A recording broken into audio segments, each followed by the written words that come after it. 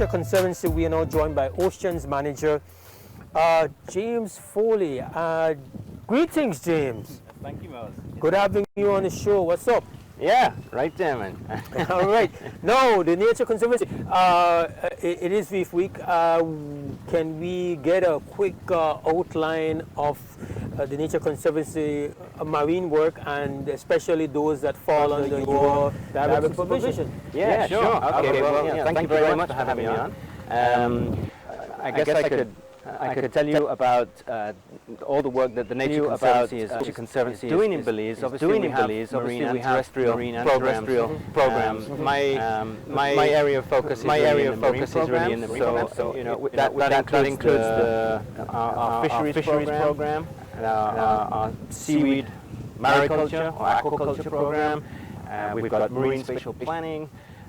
We've also got terrestrial programs in agriculture, but I really want to focus on specifically on the marine work that we're doing in Belize. So in relation to fisheries, for example, TNC for a number of years now has been really working with the fishing cooperatives in Belize to try and strengthen the economic and ecological and social sustainability of Belize's fisheries, especially, of course, the lobster, which accounts for approximately 60% of all commercial fisheries in Belize, and conch as well. So this includes initiatives like the Belize Spiny Lobster Fishery Improvement Project.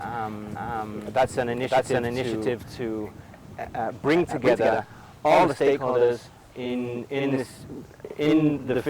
in the fishery. That includes academia, NGOs, the government, and the industry itself, to identify common goals that we can all agree on for what we want for the future of this fishery. Although everybody wears different hats, we all recognize that nobody wants to see a decline in fisheries. Everybody wants a sustainable future for these fisheries. So by identifying these common goals, we can come together, work on initiatives to strengthen that resilience. Interesting. I would like to talk a little bit, if you're able to. I mean, our time is limited. As somebody who is not really like, I don't spend a great amount of time being intimately connected with the cooperatives. It's not really like, I do know that this present model of fisheries is not the only model. We know that in some countries, fisheries is dominated by corporations.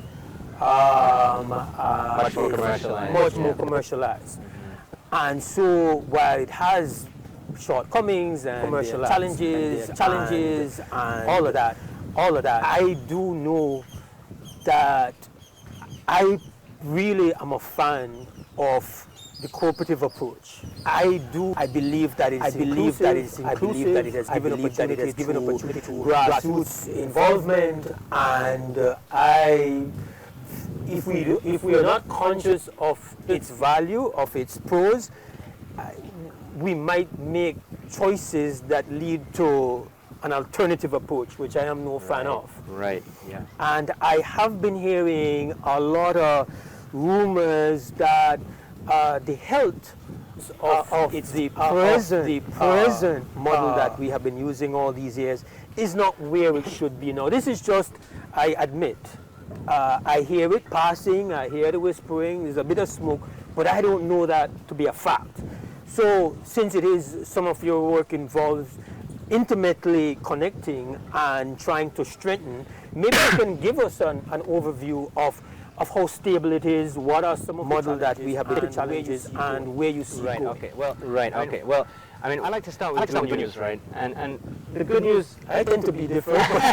You're allowed to have that option, sir. Well, for me, and one of the things I really love about Belize is the artisanal nature of this fishery. I think it's a great pride of this country that we have a traditional artisanal fishery.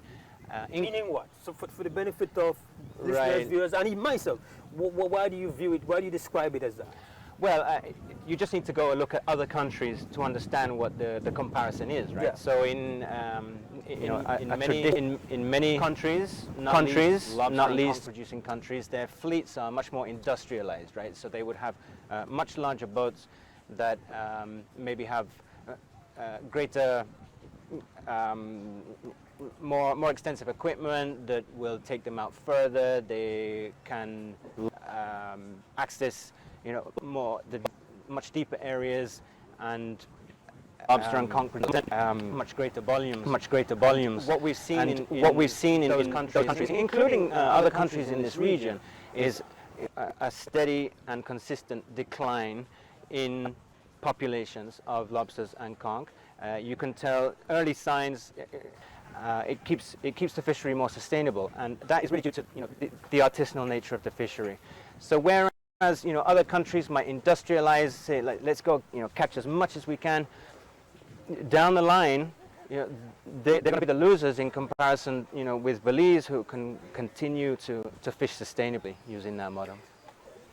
Yeah, but back to the initial question about the health of our cooperatives and that model that really and truly creates the inclusion, creates the kind of bottom-up approach, the kind of, you would say, for the lack of a better description, do you see this model sustaining? Do you see it requiring more support? Or from your vantage point, what's going on with it? Right, okay. Well, I mean, that is one of the really distinctive features about Belize, that we do have is making the fishery more sustainable in comparison to corporate interests, which is purely about profit making and less power sharing in the hands of the fishers. So I'm glad you brought up a little bit of the contrast. So what we find out is that when you have a corporate powerhouse dominating an industry, it then becomes a huge lobbying interest. It becomes more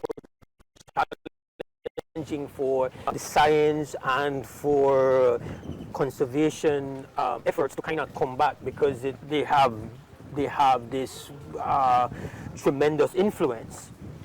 And so when you have this kind of diffuse ownership and participation, it's easier from that standpoint to say engage with the cooperatives.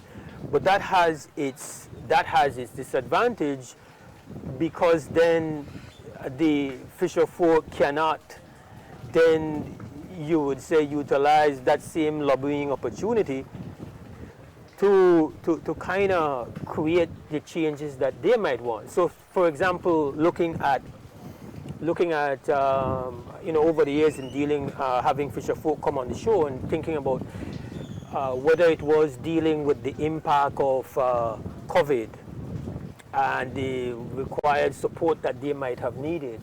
As individuals, they were not able to do it. I don't see where the cooperatives were really dealing with it, I say, compared to say what the tourism industry was able to do in lobbying.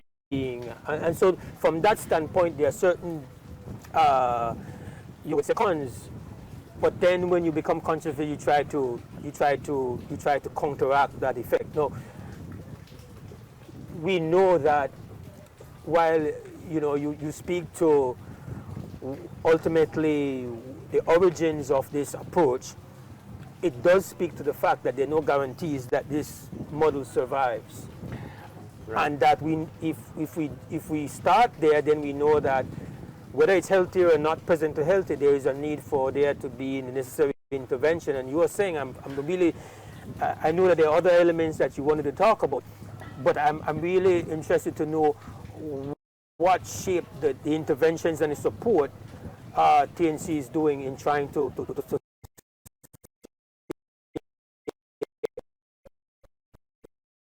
make sure that TNC has been working on these things for a number of years now. We've actually been in Belize since December 1991, so we're celebrating our 31st anniversary in Belize at this moment. In relation to, you know, how do we shore up and support this cooperative movement in Belize? We've partnered with the cooperatives to develop all kinds of innovative approaches to strengthen, improve their operational efficiency, strengthen their access to higher value markets, and also to help improve the way that fisheries are managed using more of a data-informed approach. And we've achieved a lot of these things through the introduction of what's called electronic traceability into the processing plants, right? And electronic traceability is a system, the current system that we have adopted in the cooperatives. It's called Tally. It's produced by a company called This Fish, and it helps to identify or to track where, you know, all the way through the supply chain, where product is coming from, how it was caught, and, you know, using what gear, the time between capture and handling. We've learned so much from the data from the traceability system about what are the relationships between the gear types, the way it's caught, how long it takes to get from the place where it was caught to where it was landed, and how that relates to the quality of the product. And, you know, obviously the Nature Conservancy is really interested, as are the co-ops, in the sustainability of this industry. But what we know is that, you know, final consumers, the majority being in countries like the United States, we can't expect everybody to just become conservationists overnight, right? We have to appeal to the things that they hold value in. Consumers generally... Sure, we're tight on time, so quick break. We'll be right back.